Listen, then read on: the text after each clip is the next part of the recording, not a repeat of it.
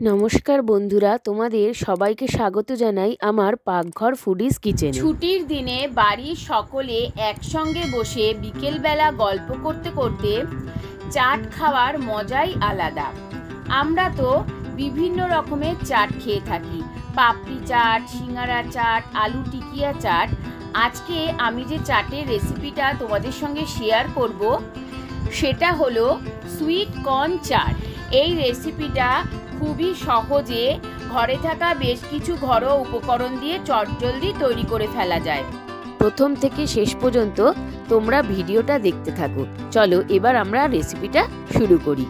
রেসিপিটা তৈরি করার জন্য আমি প্রথমেই নিয়ে নিয়েছি 1 বাটি সুইট কর্ন। এবার আমি সুইট কর্নগুলো সেদ্ধ করে নেব। তার জন্য গ্যাসে একটা সসপ্যান বসিয়ে তাতে দিয়ে দিয়েছি 1 মগ জল। এবার জলে আমি সুইট কর্নটা ঢেলে দিচ্ছি। এতে দিয়ে দিচ্ছি 1 চামচ নুন। নেড়ে চেড়ে ভালো করে মিশিয়ে দিচ্ছি।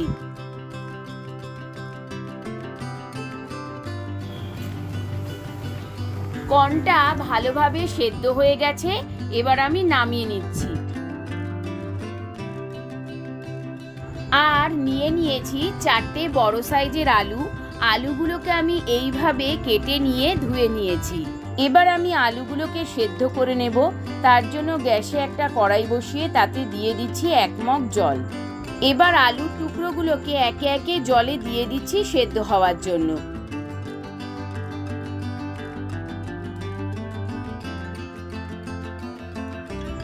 এদিকে আমার আলুটা সেদ্ধ হয়ে গেছে, এবার আমি নামিয়ে নিচ্ছি।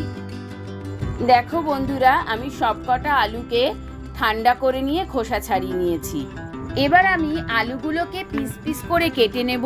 তাই একটা চপিং বোর্ডের ওপর ছুরির সাহায্যে এইভাবে কেটে নিচ্ছি আলুগুলোকে।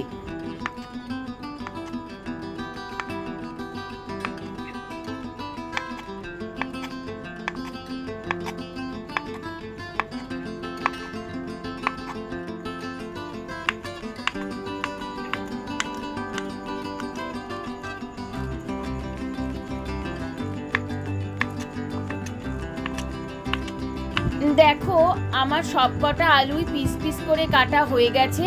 এবার আমি একটা ছোট্ট গামলাতে ঢেলে নিচ্ছি।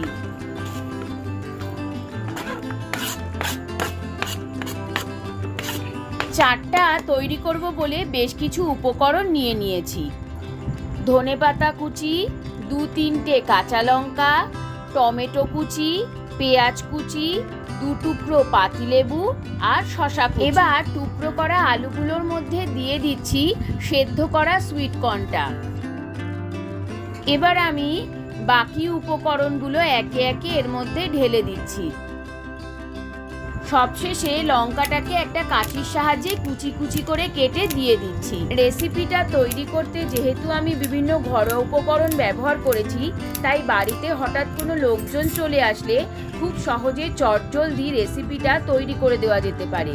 এবার একটা স্কুইজারের সাহায্যে 2 টুকরো লেবুকে চিপে রস দিয়ে দিচ্ছি। এবার আমি বেশ কিছু মশলা দিয়ে দেব।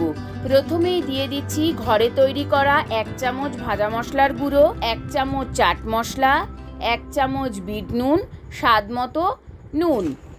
এবার আমি একটা হাতার সাহায্যে ভালো করে নেড়ে চেড়ে উল্টে পাল্টে সমস্ত উপকরণগুলোকে মেখে নিচ্ছি। এই রেসিপিটা সন্ধ্যাবেলা জলখাবার হিসেবেই যে কেবলমাত্র ব্যবহার করা যাবে কিংবা বাড়িতে লোকজন আসলেই চটজলদি তৈরি করে দেওয়া যাবে তা নয়।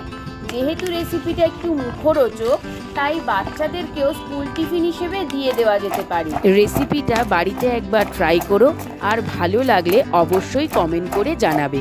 আর রেসিপিটা ভালো লাগলে শেয়ার করে আমাদের পাশে থেকো। এবার আমি বেশ কিছু উপকরণ ব্যবহার করে চাটটাকে ভালো করে সাজিয়ে নেব।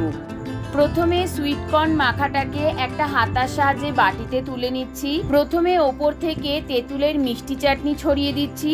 তারপরে দিয়ে দিচ্ছি 1 মুঠো বাদাম। এবার উপর থেকে ছড়িয়ে দিচ্ছি ধনেপাতা কুচি।